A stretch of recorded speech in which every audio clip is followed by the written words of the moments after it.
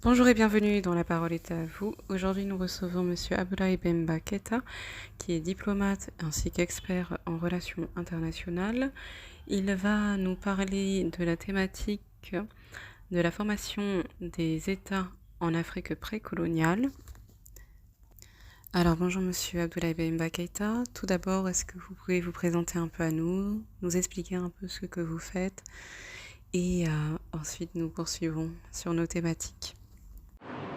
Bonjour Minama, merci de m'inviter sur ta chaîne. Alors, bonjour à tes auditeurs également.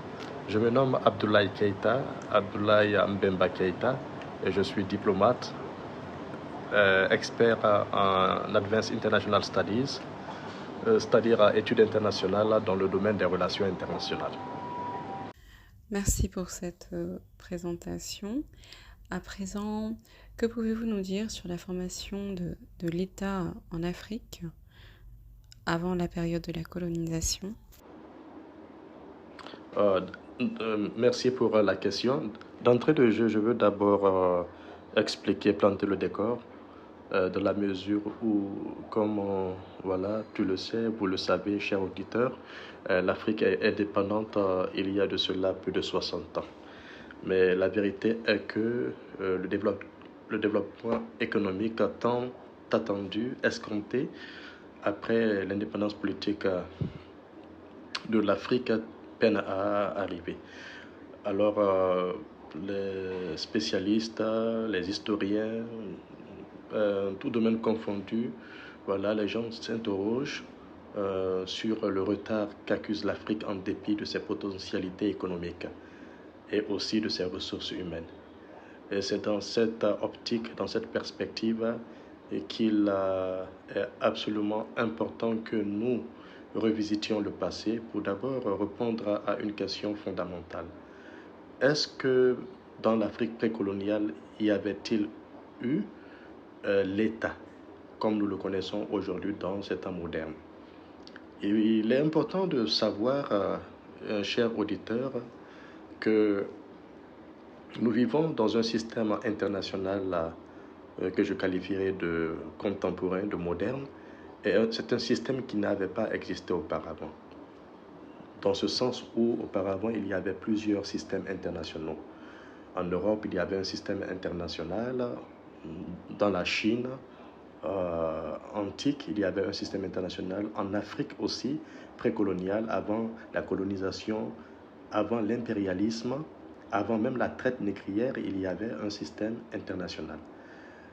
Alors, ce système que nous avons aujourd'hui est un système hérité de l'Europe, puisque tout simplement, c'est après la décolonisation, voilà, que l'Afrique a hérité de ce système qui est configuré sur le système européen, c'est-à-dire État-nation.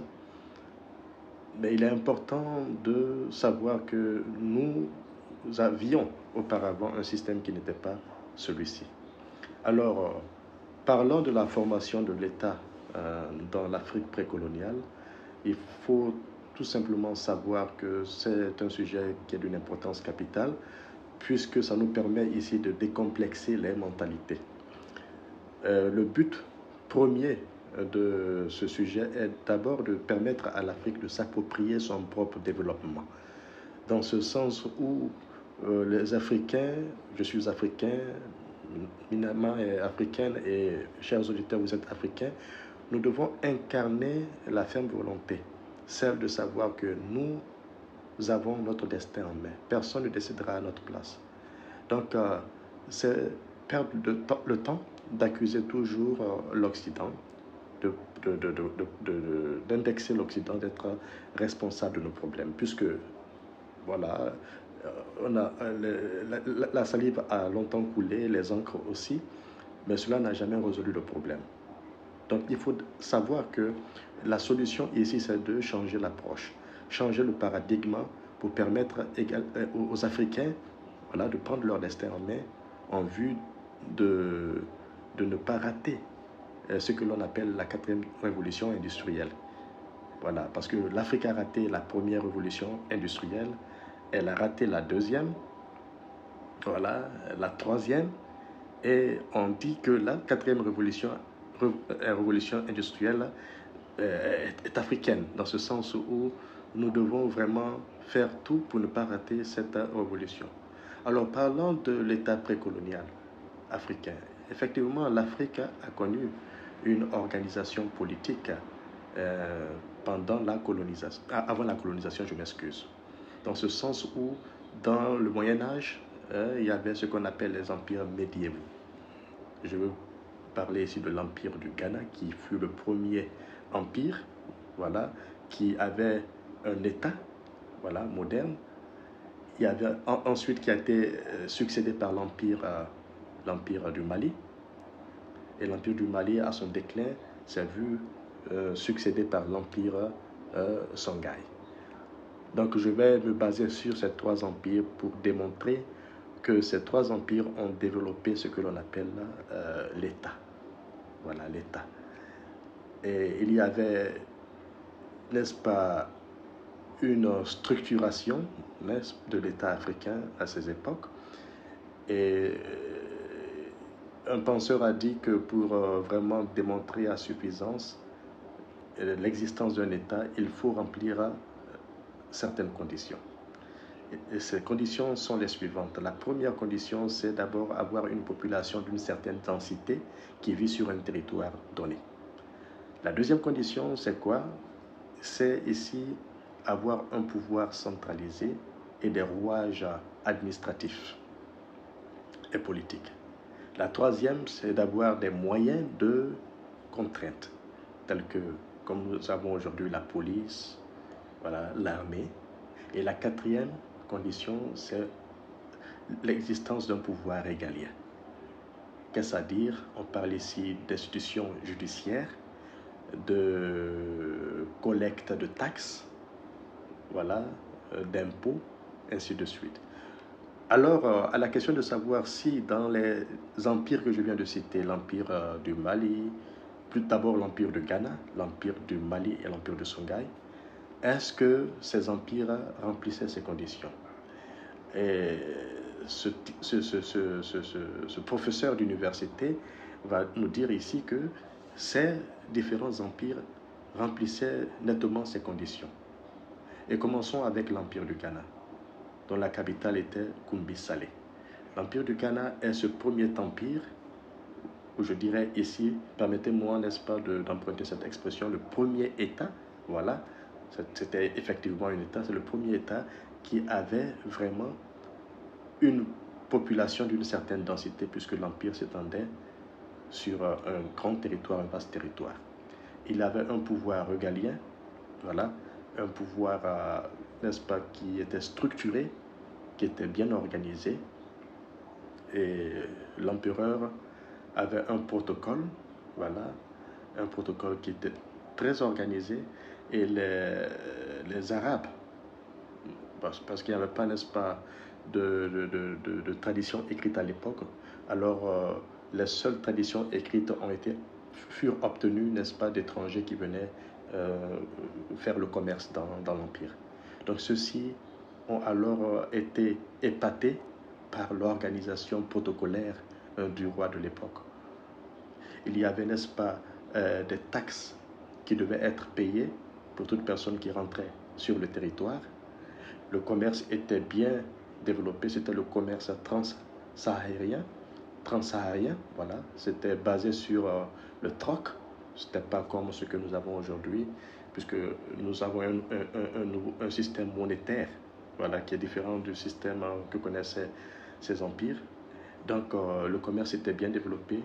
Et les Ghanéens, voilà, si je puis, n'est-ce pas, m'exprimer ainsi, alors faisaient le commerce, se déplaçaient, et il y avait une certaine rentabilité de ce commerce, et les taxes renflouaient les caisses du trésor, parce qu'il y avait un trésor. Donc toutes les institutions que nous avons aujourd'hui, certes, à cette époque, il n'y avait pas toutes les institutions que nous avons aujourd'hui dans cet État moderne, mais il y avait des institutions qui permettaient à l'État de fonctionner de manière permanente. Donc l'Empire du Ghana a existé du 9e siècle au au Xe ou XIe siècle, avant d'être remplacé par l'Empire du Mali. Et la raison qu'expliquent les historiens, voilà, qui justifie ou qui explique la chute de l'Empire du Ghana, c'est l'islamisation, la rentrée de l'islam. Donc lorsque l'islam, les Arabes alors se sont établis, sont rentrés dans l'Empire du Ghana, au fil du temps, l'Empire du Ghana va connaître son déclin en raison de l'avènement de l'islam. Donc cet empire, à son déclin, sera remplacé par l'Empire du Mali et qui va vraiment atteindre son apogée au XIIIe siècle. Voilà, avec la bataille, la fameuse bataille de Kirina en 1235. Voilà, lorsque Soundiata Keïta, qui pour n'est-ce pas, reconquérir le territoire perdu, voilà, du Mali, va mener un combat, voilà, contre Soumaoro Kanté, qui avait tué les chefs mandés, voilà, les chefs mandés. Donc d'un sursaut national, alors il va fonder l'Empire du Mali, qui était plus grand que l'Empire du Ghana et qui était aussi très structuré. Donc le Mandé, Mansa, c'est-à-dire Soundiata Keïta, il va alors être le roi des rois, et tous les petits royaumes, voilà, qui constituaient l'Empire du Mali vont prêter allégeance au Mandé Mansa. Voilà. Donc cela fera que l'Empire du Mali était en quelque sorte souvent perçu comme étant un État national centralisé, ou bien une fédération de plusieurs royaumes. Une fédération de plusieurs royaumes. Donc, le Mansa, voilà, qui était le chef incontesté de l'Empire, était entouré de son ministre. Voilà. Il y avait d'autres institutions telles que le Trésor, il y avait l'armée, puisqu'il faut ces différentes institutions qui fonctionnent de manière permanente pour qu'on parle d'État. Qu'est-ce que l'État, en quelque sorte? L'État est le stade suprême de l'organisation politique. Et je devais rappeler d'ailleurs au départ que la première organisation politique qui est identique à toutes les nations à travers le monde, c'est l'organisation familiale. Donc la famille est la cellule de base. Tout commence par la famille. Que vous partiez en Europe, en Chine, en Afrique, c'est le dénominateur commun à toutes les sociétés. À toutes les sociétés. Et personne ne dira le contraire.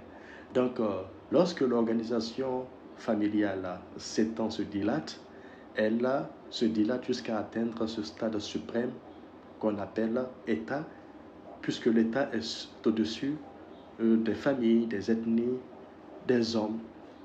L'État impose sa volonté sur, n'est-ce pas, les populations. Donc, c'est en raison de cela que l'on parle d'État.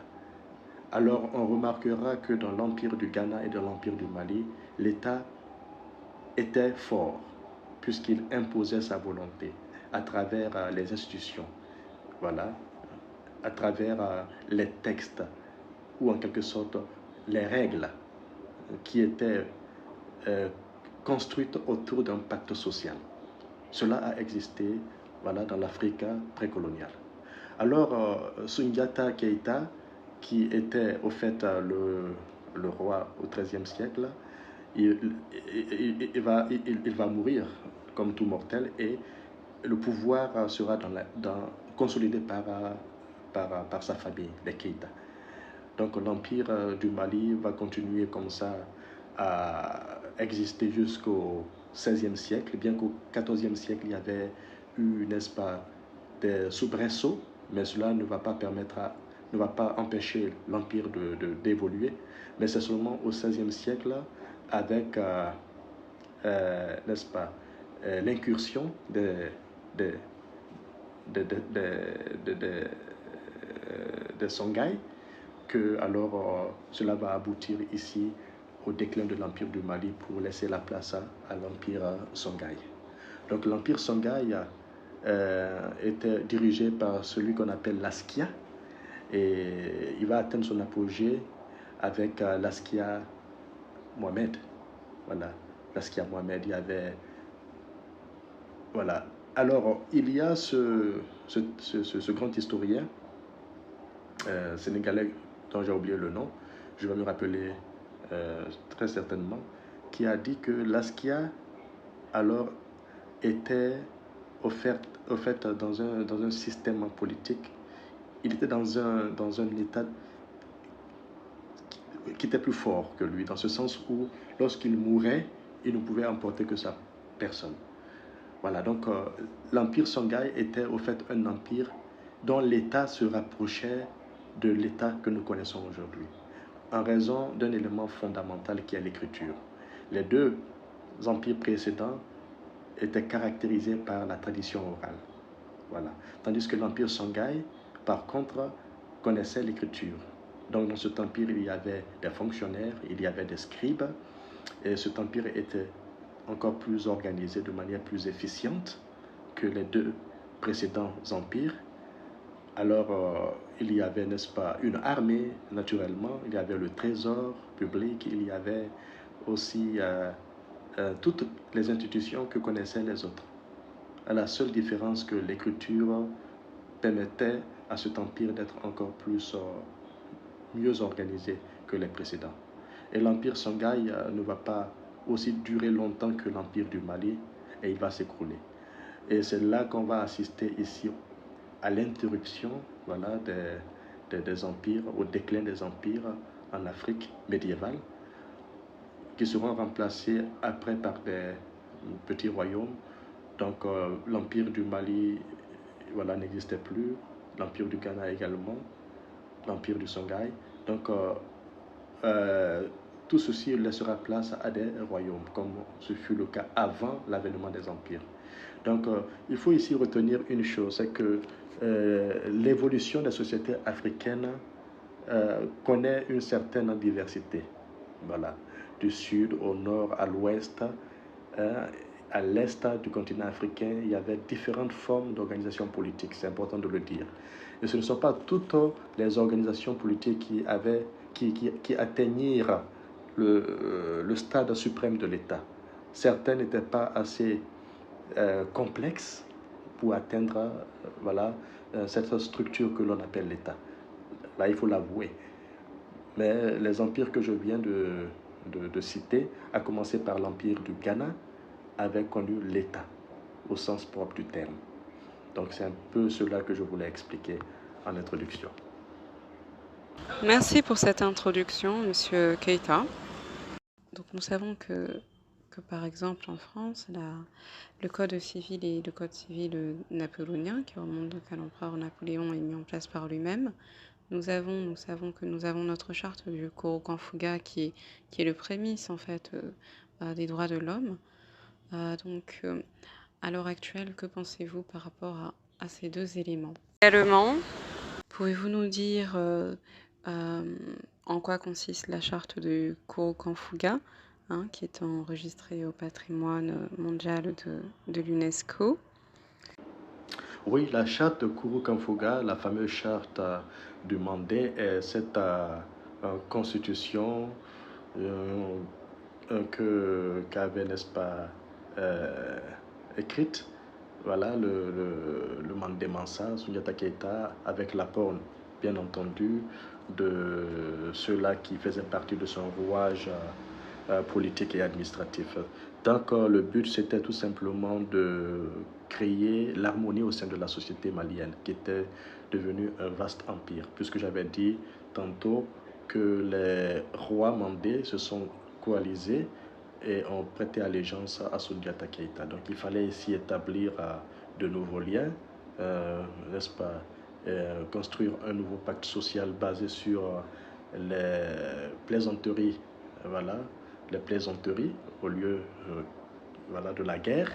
Lorsqu'il y a des conflits, et lorsqu'il y avait des conflits, au lieu vraiment de laisser ces conflits pourrir, alors cette charte qui avait énoncer des articles, voilà, des articles, plusieurs articles permettaient vraiment aux, aux, aux, aux habitants du Mandé, voilà, parce que c'est à l'époque on les appelait on appelait l'Empire du Mali Mandé, ceux qui vivaient en ce moment.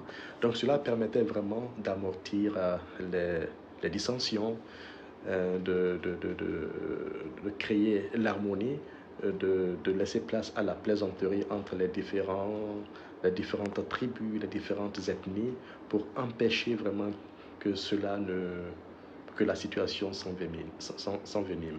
Donc aujourd'hui, même dans nos sociétés modernes, ces plaisanteries continuent toujours entre les Sanakou, voilà, c'est comme ça qu'on appelle, les cousins, voilà, les plaisanteries entre cousins. Et cela est vraiment quelque chose qui est cher à l'Afrique. C'est une valeur ô combien importante que nous devons naturellement préserver. Je me demande d'ailleurs pourquoi les constitutions ne s'inspirent pas de cette charte, voilà, au lieu de s'inspirer exclusivement des constitutions occidentales. Nous devons vraiment retourner à nos sources, voilà, puisque ces sources-là reflètent les réalités socioculturelles de l'Afrique. Et l'Afrique ne peut vraiment avancer que, que si elle revient à son identité, voilà, particulière, riche en éthique, en morale, en valeurs sociétales africaines qui permettront vraiment de faire bouger les choses. Donc, sur l'achat de Kourou Kamfuga, il faudrait savoir, comme vous l'avez dit tout à l'heure dans la question, que c'est enregistré au patrimoine de l'UNESCO. Ouais, c'est une fierté. Voilà, c'est une fierté. Et comme dernier mot sur cette question, je voudrais franchement que nos gouvernements s'inspirent de cette charte, voilà, de ces articles, dont même s'est inspirée la Déclaration universelle des droits de l'homme, d'ailleurs, voilà, sur la vie, par exemple. Les premiers articles sur la vie, il y a 7 articles de la charte de Kourou Kamfuga sur la vie, voilà, le droit à la vie, dont s'inspire d'ailleurs voilà, la Déclaration universelle des droits de l'homme. Et une autre fierté qu'il faudra vraiment, dont il faudra vraiment se réjouir, est que la charte de Kourou Kamfuga est antérieure à la Déclaration universelle des droits de l'homme qui date du XVIIIe siècle. Donc, tandis que la charte de Kourou Kamfuga, elle date du XIIIe siècle. Voilà, donc c'est vraiment quelque chose de très remarquable. À présent, que pensez-vous que l'Afrique doit faire? Quelle voie l'Afrique doit emprunter pour participer à la prochaine révolution industrielle? Ah oui, j'avais anticipé cette question, voilà, sur la troisième révolution industrielle. D'abord, vous me permettrez de m'excuser. J'avais parlé de quatrième révolution industrielle. Je ne sais pas pourquoi je suis si pressé, mais il s'agit plutôt de la troisième révolution industrielle. Et beaucoup de chercheurs ont produit assez d'ouvrages. Et parmi ces chercheurs, le plus populaire, voilà, je pense, est Jérémy Rifkin, qui nous a parlé de la troisième révolution industrielle, qui selon lui sera basée sur les énergies renouvelables. Donc il faudra savoir que l'Afrique a raté la première révolution industrielle et la deuxième. Ce n'était pas de sa faute, c'était en raison vraiment voilà, de la situation que vous connaissiez. Voilà, la colonisation, l'impérialisme, nous avons beaucoup souffert par le passé. Mais comme je l'ai dit, nous ne devons pas, toujours nous remémorer du passé pour nous victimiser. Voilà, nous ne devons pas nous victimiser parce que plus on se victimise, plus on s'affaiblit. Donc, au contraire, nous devons chercher de l'énergie. La première des choses que les Africains doivent faire, c'est plutôt se focaliser sur l'avenir et être très optimiste. Voilà, il ne faudrait pas être négatif ni pessimiste. Il faut avoir l'optimisme de sa volonté. Voilà, l'optimisme de sa volonté et également de l'avenir, du futur. Puisque le futur, c'est en Afrique, incontestablement. Et aujourd'hui, que ce soit les Occidentaux, les Chinois, les Japonais, tous reconnaissent que le marché africain est prometteur. Toutes les ressources, ou je dirais la majorité des ressources minières, économiques, les ressources du sol et du sous-sol se trouvent en Afrique. Donc l'Afrique dispose de potentialités énormes qui suscitent la convoitise. Voilà, des Occidentaux qui, eux, ont la technologie. Là, il faudrait vraiment le reconnaître. Ils ont la technologie, mais ils n'ont pas les ressources. Tandis que nous, nous avons les ressources, mais nous n'avons pas la technologie, nous n'avons pas le know-how, le savoir-faire. Alors, ce que nous devons faire après s'être armé de positivité, d'optimisme, d'énergie positive, nous devons vraiment nous focaliser sur les ressources. Et je sais que vous pensez aux ressources économiques, alors que moi, je ne pense pas aux ressources économiques, mais je pense plutôt aux ressources humaines. Nous devons travailler sur nos ressources humaines, sur nos potentialités humaines qui sont énormes. Il faudrait savoir une chose, est que l'Afrique aura, n'est-ce pas, dans quelques années, le plus grand nombre, le plus grand pourcentage de jeunes. C'est-à-dire que nous aurons la main-d'œuvre qui sera alors importante, nécessaire au développement, à la transformation économique du continent africain. Alors, au lieu de toujours vanter nos potentialités économiques qui sont un don de Dieu, voilà, un don de la nature, nous devons plutôt vanter nos ressources humaines. Donc, cette approche doit changer.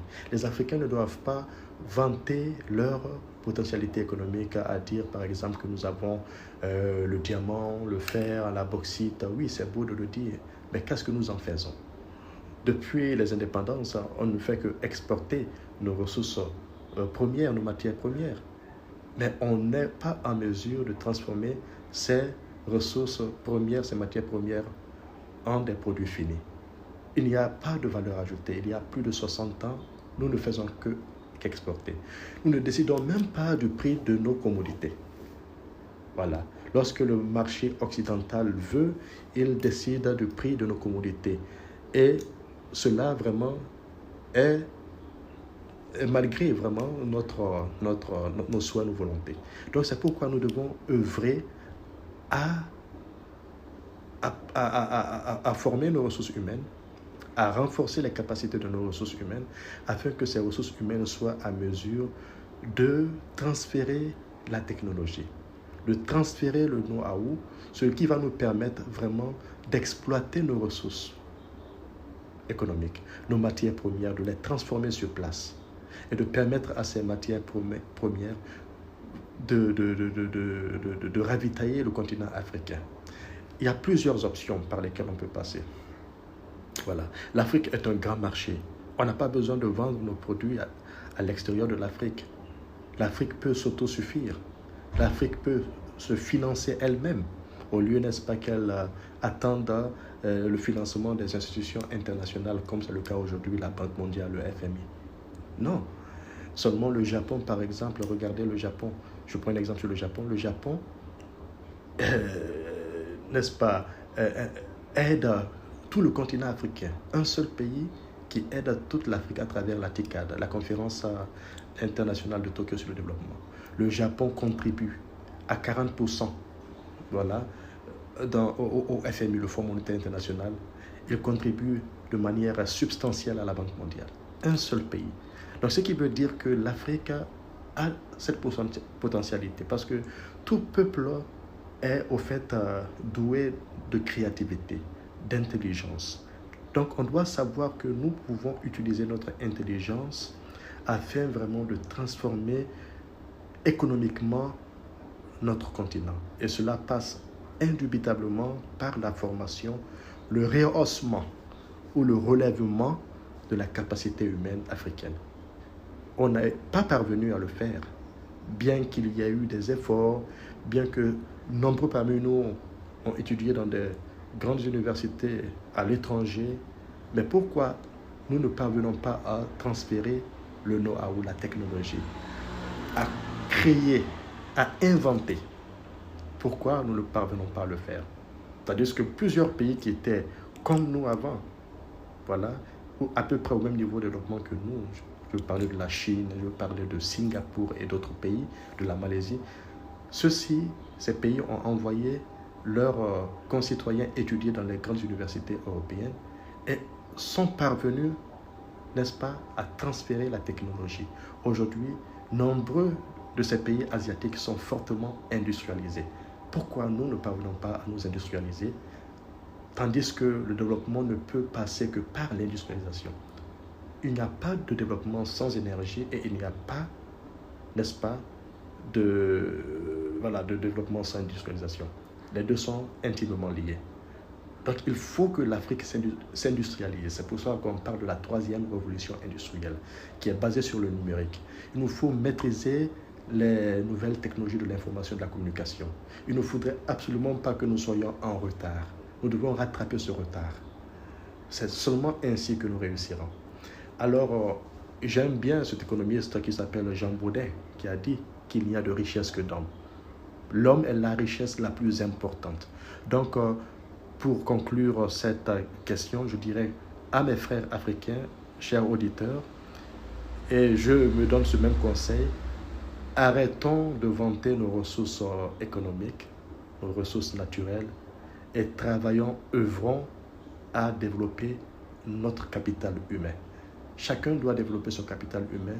Chacun doit vraiment avoir pour objectif d'être toujours, n'est-ce pas, à jour en ce qui concerne les technologies, les nouvelles technologies de l'information et de la communication.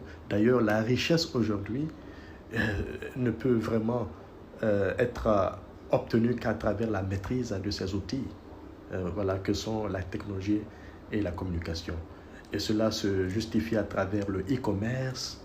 Voilà, ceux qui maîtrisent les nouvelles technologies de l'information et de la communication réussissent dans tous les domaines, y compris le commerce, les échanges commerciaux. Donc cela, c'est vraiment important. Et je crois que l'Afrique peut y parvenir si vraiment on se met au travail. Et je veux souligner un fait, c'est que l'éducation, c'est en quelque sorte l'élément le plus important, le secteur le plus important dans lequel les gouvernements africains doivent investir. Ils doivent investir dans la recherche scientifique. Toutes ces grandes nations, ces grands pays qui font des inventions, des innovations de manière constante, investissent énormément dans la recherche. Je ne dis pas ici d'investir dans les universités de recherche ou de détourner l'argent. D'abord, il faut lutter contre la corruption et il faut orienter, n'est-ce pas, le financement à ce que franchement ce financement puisse nous permettre d'atteindre des résultats tels que l'invention. L'Africain n'invente pas. Pourquoi? Alors que nous avons tous les mêmes potentialités, les mêmes capacités, la même intelligence que les autres. Donc tout cela concourt à se décomplexer. Voilà. C'était le podcast La parole est à vous avec Monsieur Keita Abdoulaye Bemba, que nous remercions et nous vous remercions à très bientôt sur La parole est à vous.